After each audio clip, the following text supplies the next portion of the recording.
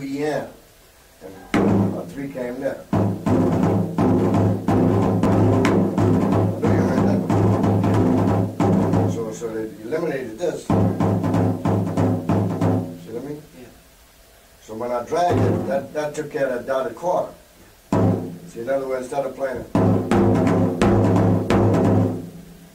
they filled that in.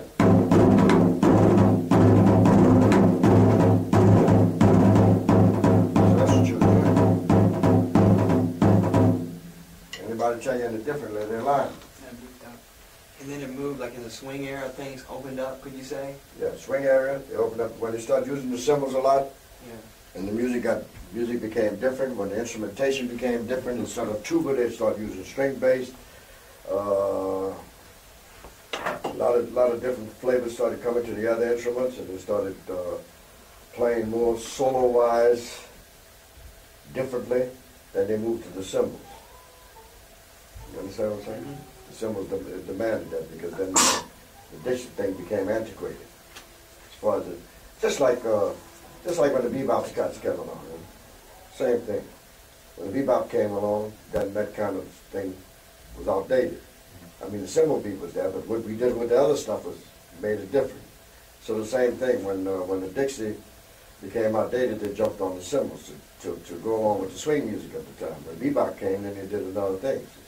And when bebop came along, that's when the cymbal beats sort of changed, not from the original, but became more open, like I sometimes play now, but not as open as that. But you understand? You follow what I'm saying to you?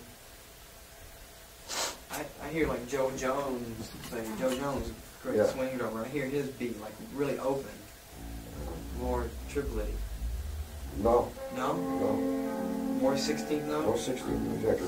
I play my sock cymbals like Joe Jones. You can't talk to me that. Yeah.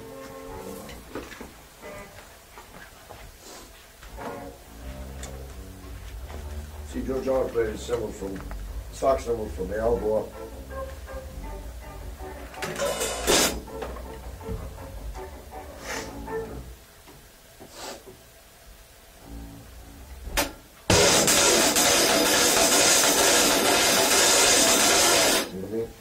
Most cats play the cymbal. See, with the tip. I play the cymbals with.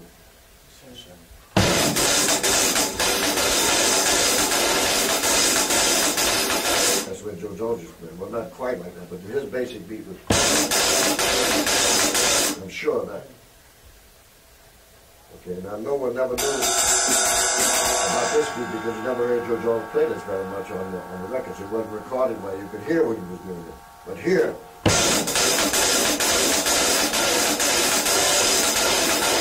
I know he used to play with the fat part of the stick. And I don't think anybody else does it like that. But I learned this from another drummer who loved Joe Jones, and he taught me this. But I think all the other cats, all of them play with the tip. But I play with the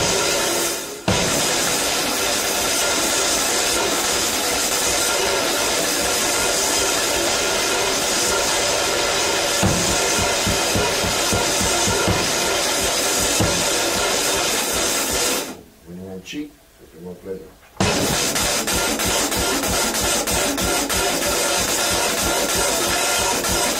Faster.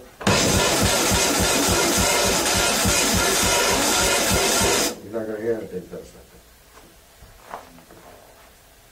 But you want to learn that because sometimes guys, you want to play fast, you know, and they know they can't play fast, but they know that if they don't make it, they can blame the drummer. See what I mean? So you want to learn this because when you get tired and you can't make it here, just get on the sock cymbal. They're not going to like it, but that's their problem. You find out that they can't play as fast as they think they can. Because you can hold it here for hours. And all I'm doing is... That's all I'm doing.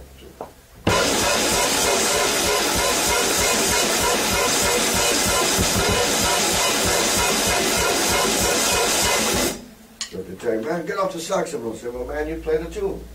Find out that they can't play it because they always got the drummer that they can fall back on and say, well, you know, you should know by now, you're a drummer, you're the ignorant cat in the group.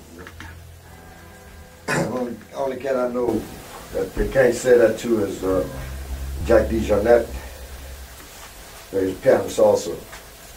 So he knows what A-flat-7 is, so they can't bark to him. See, with the average drummer, they can bark to him. He used to hang out a lot with Who's that? Jack, using it, didn't he? Maybe later on, not when I was with Ahmed. Because when I met Jack, he was piano player with Eddie Harris. They were working in Chicago on Stony Island. And I always had a joke on with him when he started playing drums. I said, man, it's hard enough for us drummers as it is. Maybe you come play a whole lot of piano, now you want to play a whole lot of drums. We're very good friends, Jack and I don't see him much, but we have a certain bond, you know. Good enough to know that I wouldn't hurt him, I know he wouldn't hurt me. He's one of the few guys that ever said anything nice about me or gave me credit for certain things, you know. But maybe later on him and Ahmed, you know, because he's a hell of a pianist. So I would think that would be correct. You know, but when I was with Ahmed,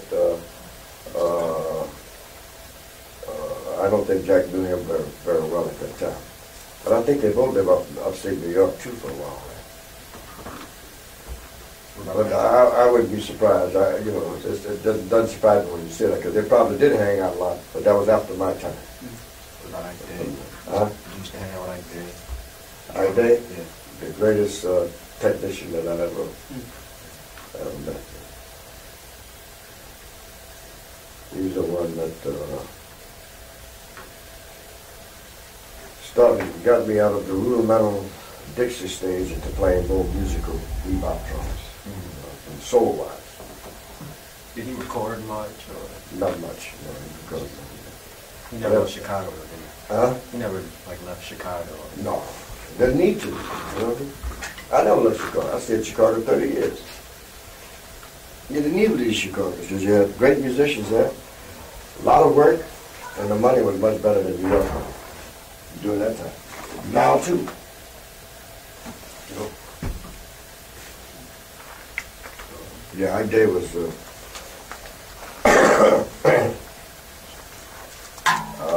just like an old musical thing, you know, like when you go to certain areas of the country, cats used to say, well, I'll call up so-and-so and let them know I'm coming, you know. Say like in Boston, you know, like one time I was in Boston, cat, and I said, well, before I came up here, I called Alan Dawson and I was coming up here, you know. I was entering his territory. I didn't mean no harm. You know, Chicago was like, when you enter Chicago, you have to call up by day. But not only that day, there was a lot of great drummers around Chicago, you know, late 40s, early 50s. A lot of great drummers. Doral Edison, like Dave, Wilbur Campbell, Chuck Williams, Ellis Bartee. I met a lot of cats. In other words, nobody came. I don't care who they were. They didn't come to Chicago and take over. Right. That included Max, Art, Roy. Didn't Joe Jones come to Chicago? Joe Jones, included all of them. When they come to Chicago, they got to call up. Believe me, man.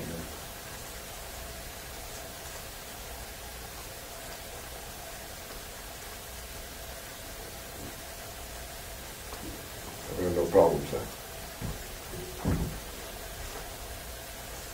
It don't matter, Alan's still up at school now, right? He's still at the school? Still in Boston.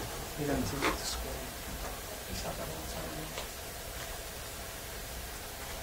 I got the radio license.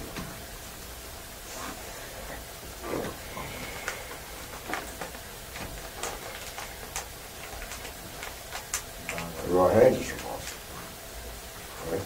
And Tony Williams is from Boston, right? I used to go to Boston when I was with Albert and George Sherry. Go to Boston a few times, twice a year. Play Storyville, and maybe once a year we go up to Cape Cod. They have another Storyville up to Cape Cod. We go to Selma. Strange how Boston produced so many good musicians, because there wasn't too many joints there. There was the Big M, and another joint. Hi-Hat Club. Huh? Hi-Hat Club. I don't think that was going. I think the big joint, the only joint there was the Big M, and there was a Masonic joint that stayed open all night. Masons had a joint. upstairs, Masonic Hall there.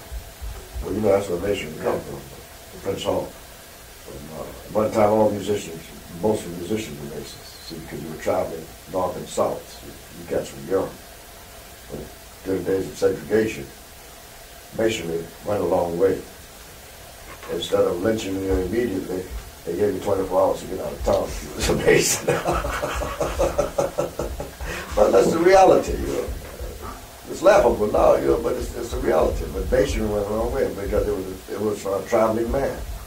And if you had problems, no matter who it was, if you were on the road, you had problems, north, south, east, or west, and you knew how the Masonic sign for distress. I don't care who was coming. I mean, he could have been the mixed Indian, Chinese, and European. And if he was a Mason, he'd stop. And if he couldn't give you help, he'd give you advice. So it was a big thing. You know. But Prince Hall was one of the first ones to form. You got to learn how to accept the reality of things. You know, it takes a while. But that's where the first black Masonic lodge was in Boston. Boston's very historical, you know, amongst other things. You know. But I never saw much music there, you know, to produce so many good musicians. And I know those guys didn't come out of Berkeley. Did Tony Wayne come out of Berkeley? No. I mean, he was just hanging around there. Okay, let's get back to the drums. Leave the history alone. Well, speaking of like the Boston thing, it's kind of a whole different Boston, maybe like setup or something. Like just positioning on the instrument itself, which is like to sit like really straight up, very close to the bass drum, like this, with this hand down like this. Yeah. And I noticed, you know, some of the people that are coming from New York playing, and on the video, the Alma video, you know, your stick is more at this kind of an angle, and you're choking way up on the stick as well. No. No? No. The video is wrong, I'm sure. But I've always played where I have to, see, I get power from the wrist. Mm-hmm. So, and when you hold a stick like that, just stand in the back. You know, don't have to do something. I think I've always, maybe it was the smoke bothers you? No. You sure? Mm-hmm. I think I've always played no higher than this. I've never played Yeah, like his this. hand is it's even down. Not that I know of. See, but the trick is, this is where the power comes from.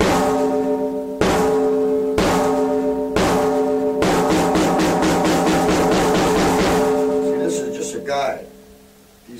This finger here keeps the stick from going drastically out of control. See? All your control is in here. These fingers here keep it from bouncing too much or keep it from getting away from you. The best way to do it is with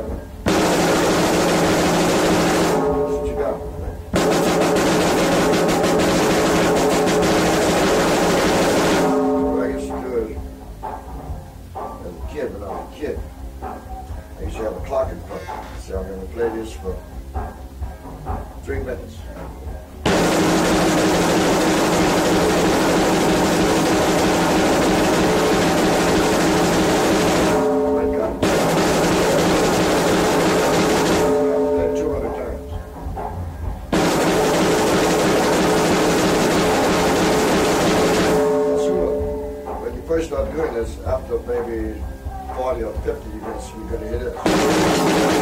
You hear that, stop. You know what I'm saying? Say, okay, I played it 40 times. Tomorrow I want to play it 45 times. Next day I want to play it 50 times. Next month I want to play it 100 times. At the end of the year I want to play it 200 times.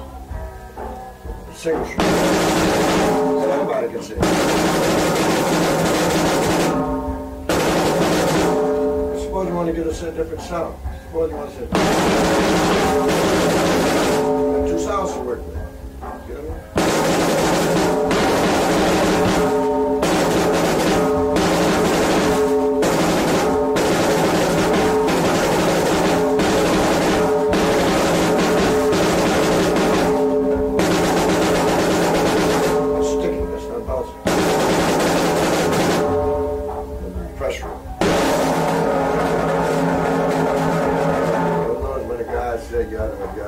section, and the guy says, give me a roll with cassette.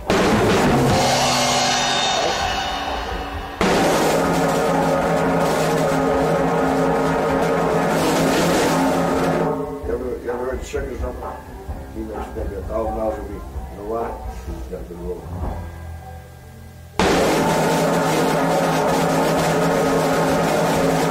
Where are you holding them with your right hand? Basically, yeah, right. Don't you see the stick? Still control. It's right here. Here, and this one. All you need is this one here. The other one's on that. But for this particular thing, the idea is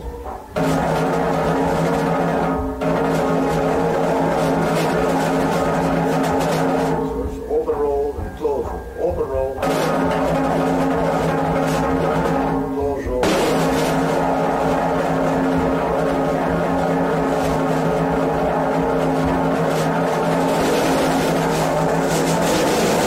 Press roll. That's why I call it a press. When you want to get volume, you press.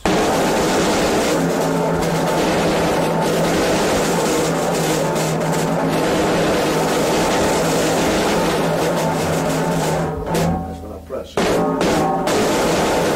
And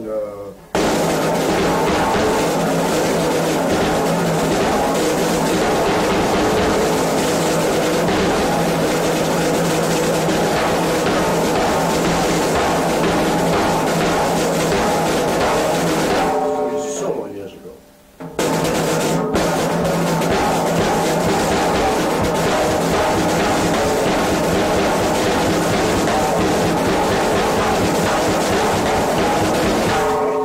Press roll. That's why everybody had to know how to press roll.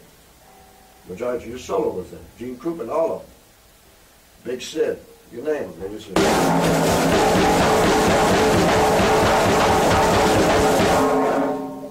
sound like they're doing a whole lot of shit. But they're not doing nothing but you can do that all night. It's not like that takes energy.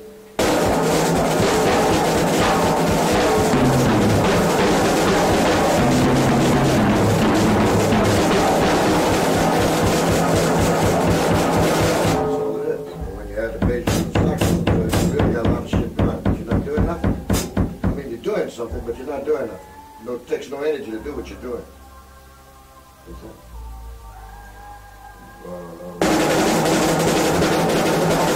That goes to Mama Daddy. That's what they call Mama Daddy. That goes into the press. Single,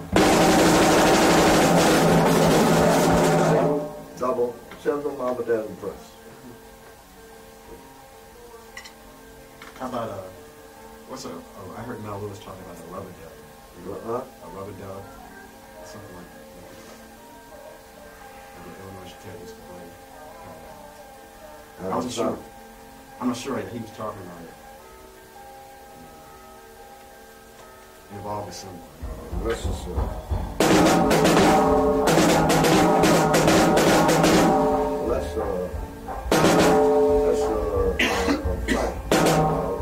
rough. Got a sore throat.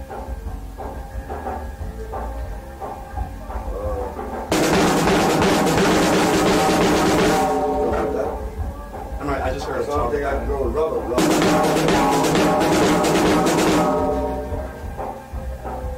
not sure.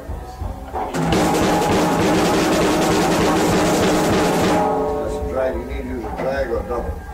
Mama Daddy.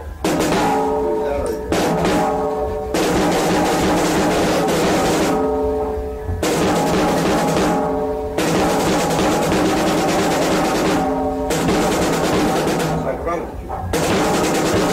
There's roughs. You need to make a double or second. Rough is three stroke rough. Four stroke rough.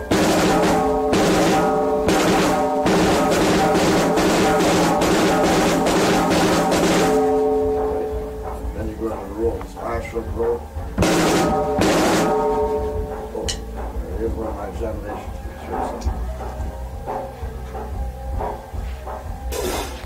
Solve your signature up to.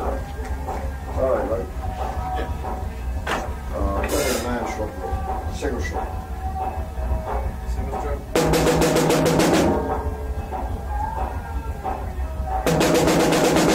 One more time. Okay. Now you got the sound, so you can play it easier. Play me a 15 stroke. Remember the sound.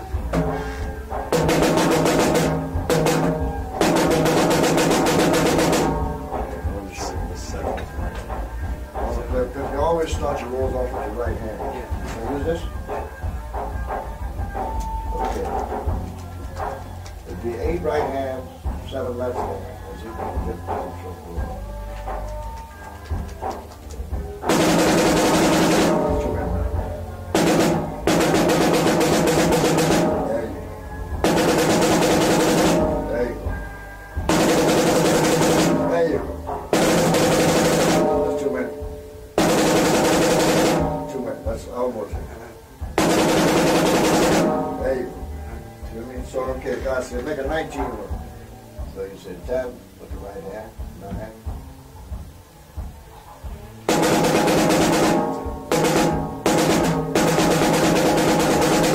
There you go. Great. Okay, make a sum stroke. There you go. There you go. That's the form. You take the number. Now I know that they come out with 10-stroke rolls now and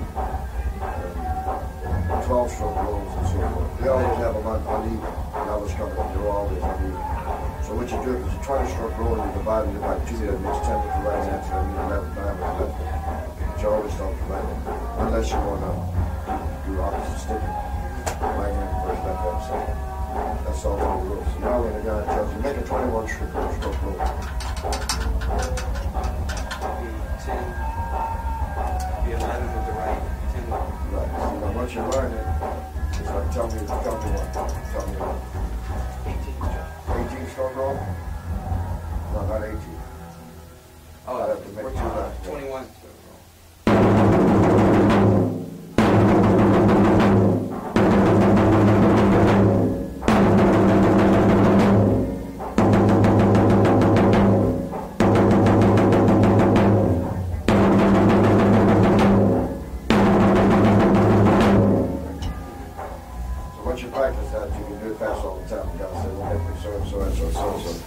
If that's an examination, you should have no problem with that.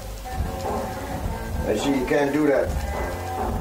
You can do it, Mama, Dad. I guess there's a formula for that too, you know, but it's much easier. Single stroke. Don't use the Mama, Dad unless you have to as a last resort. Or to get a special sound, you might want to. Then use it. A lot of sounds you can't get without using Mama, Dad. Double stroke, I mean, like Mama, Dad, I mean, double stroke. When you were using brushes, did you have a hard time switching over from casket heads to plastic? No. Because now when I play brushes, I don't hear them anyway because I can play with my ears. So I don't need too much brushes. But for brushes, the skinhead, well, for any kind of playing, skinheads are the best, but they're so expensive now, and they don't have the type of guy tucking them now. They don't have the tuckers. There's a lot of tuck those in. And the grade of skin that we use now is not the same grade of skin. So, incidentally, I'm moving into this new house like in June, and we found this it's like a 22-inch bass drum. Probably a drum we get to like late 40s. The tom's like mounted way on this side, and on both sides, genuine casket on both heads. I was wondering how should I go about caring for it? I'm scared I might break it by playing it. How can I care for these caskets? I'm going to condition them back into shape. well, you can't do that. What you should do is, I think I told Holland how to you can take, you don't want to go through the scenes I go through, just take, like a hand towel, nice fluffy hand towel, put 2 holes in it, and drape it. You know about that, right? You drape it over here, drape it, put it in between the head and the foot down. And then you see you get a much more mellow sound out of your bass drum. You know, most guys' bass drums sound awful. And snare. They don't sound bad when you're out there listening to them, but when you get up there and try to play them, that's where the problem starts. But the only thing a tight head does is gives you more bounce and more freedom with you. But the amount of that, you don't do no good with it.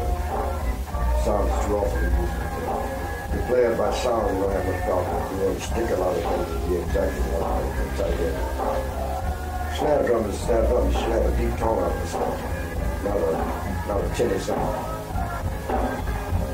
You keep the top head a little bit looser. The bottom head is, yeah. The bottom head is tighter than the top head.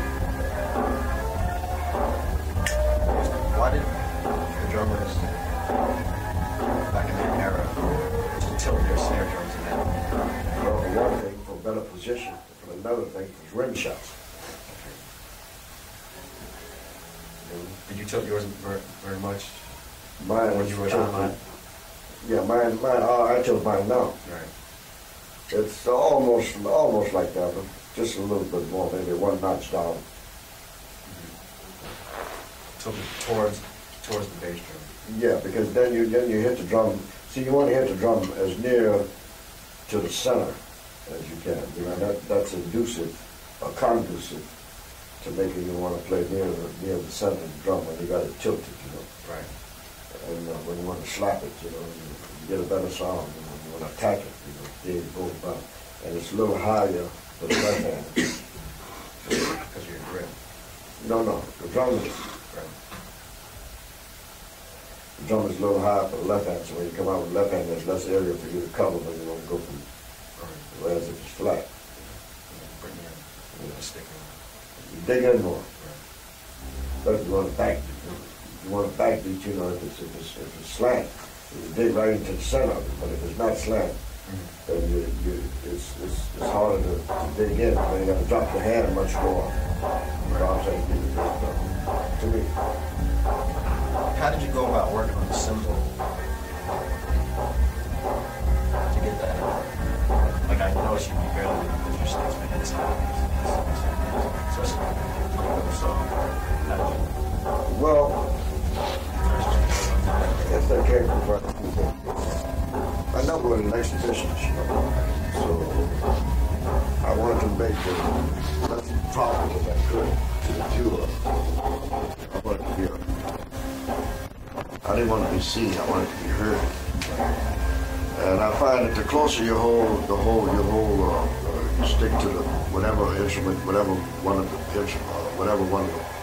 parts of the drum that you're playing.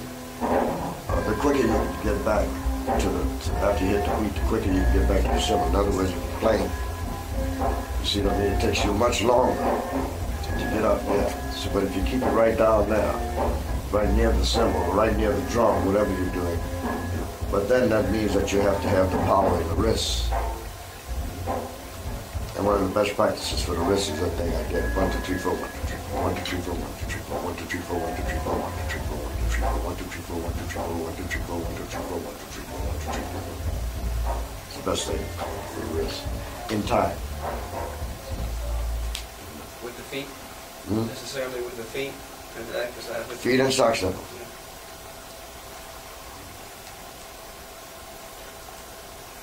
What about, like, I kind of have this concept now of kind of keeping time with the feet down below, kind of the foundation, instead of the top now.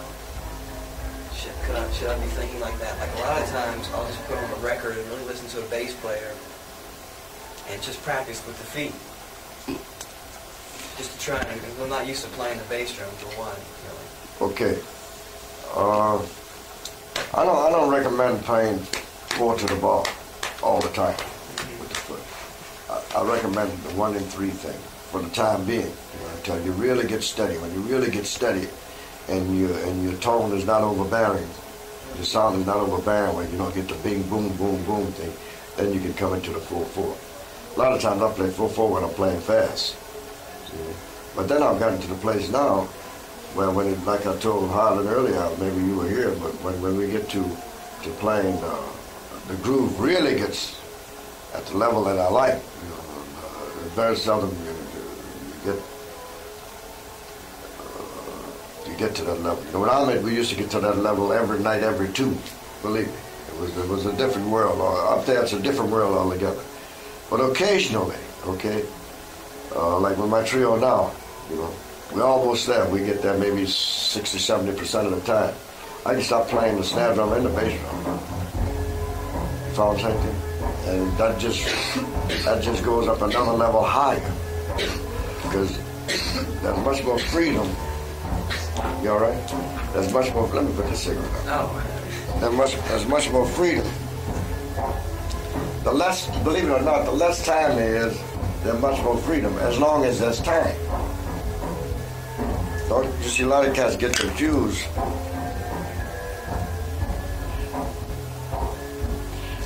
with the space thing, okay? But when you look at the universe, even though in the universe there's space, none but space, but that space has time. In other words, when Halley's Comet comes, every 89 years, 36 hours, 89 years, 27 days, 15 hours and 37 seconds is going to appear in a certain portion of the sky. Everybody knows that, and it's on time. They spend billions of dollars sending things up there because they know it's going to be on time. So in space, there's time. And space is not just space, that everybody goes crazy. No. You understand what I'm saying to you? That's where the confusion comes. So everybody wants to reach the higher level, which is space. Well, you can't reach space until you have time. And once you get into space, you're going to find time is more demanding. You understand? So when you get out there in space, just you know, I hate to downgrade space, music, space music. Because I remember what they did to bebop when I was coming up. Everybody said thumbs down on bebop. But the reason they said bebop, thumbs down on bebop, was because it became so intricate. All those things they were practicing out of the book, the triplets and all that, Charlie Parker brought to the forefront. See, those things were all in the books. You know what I mean? The practice, but everybody practiced books. In other words, all the musicians I knew in New Orleans that were coming up with me, they had the same books that the symphony orchestra guys used to practice on. Believe me. That was their teaching. That was the books that they went to their teacher, and they studied out these books with their teachers. In other words, everybody down there could have been a symphonic musician. Because the symphony musician, what makes a symphony, to me, what makes a symphony musician so greater than if he's better than, if they say he's better, but the only difference between a symphony musician and a jazz musician is he comes into contact with more different times. He comes into contact with 9/4, and 7/4, and 1/2, and 2/2. You know, he might come into it every 2 or 3 bars, whereas a jazz musician basically is 4/4 all the way on. Maybe sometimes now it's 3/4, sometimes now it's 5/4. But they're never expanded. Like George had a couple of tunes, one was in 7/4, one was in 9/4. But he didn't solo in that. We went to 4/4 when he soloed. You follow what I'm saying? But any jazz musician, if he's well studied, can be a symphony musician. All he has to do is acquaint himself with the time. But any symphony musician cannot be a jazz musician. You follow what I'm saying to you? Because being a jazz musician takes a little bit more expertise.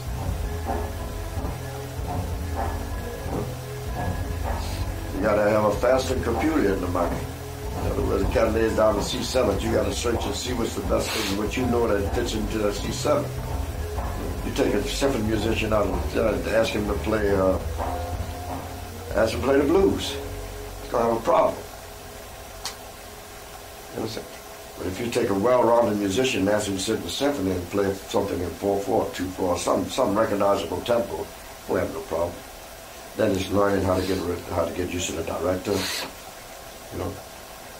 But those guys play maybe 50 tunes all their lives. Major symphonies. You know what I'm saying? This guy's got, this conductor maybe has a repertoire of maybe 25 or 30 symphony tunes he likes, so when he comes to town, you know, you play those ones. And there comes another guy, he might have 40 tunes, but maybe 15 of them you played with the other guys, just a matter of a different director. I'm not knocking it, but I'm just saying, you know, that jazz deserves a much, much higher level than it's given. You know, that's whoever plays jazz. So, now what did I say that for? Time, yeah, time and space, yeah. So I hate to knock space, you know, but space, you don't have to really be a learned musician to play space, you know. Even a symphony orchestra cat can play space, because all you do is, I asked one guy to define, you know, in fact I had a couple of space gigs. And so I said, well, what, you know, in space, what do you do? He said, well, you just rise to the energy level that they're playing. If they're playing at a high energy level, you just bang, bloom, blum. If they're playing at a low energy level, you just fool around. Don't play at all, you know, whatever. But I know it doesn't take much knowledge to play space. I know that. And the excuse is you're playing Coltrane. Coltrane wasn't a space musician. Coltrane played. I never heard Coltrane play anything in space. I heard him play everything in time, but I heard him. Now, maybe you heard something else. But everything Coltrane recorded was in time. His concept of changes was different. But the major force in bebop was Charlie Parker, who everybody overlooks. That was the major. Everything that we're doing now came from the Charlie Parker era. No one has come up with anything that's surpassed that. As far as technique, as far as execution, as far as improvisation. You understand? Nobody has come up with anything to surpass that. I don't care who this is. No one. He still has things now that are intricate to play, no matter how much you practice them. He still had ways of listening to notes, and he had ways of playing his triplets that nobody else has ever surpassed. Charlie Parker was like, you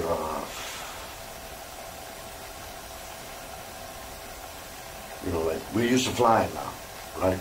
But Charlie Parker was like the satellite thing. You know what I'm saying? Flight on a plane is nothing now, right? But a flight on a satellite is something. Not too many people have been up. Well, that was the difference between Charlie Parker's music and the music of that time. Now the greats survived, you know, like Lester Young,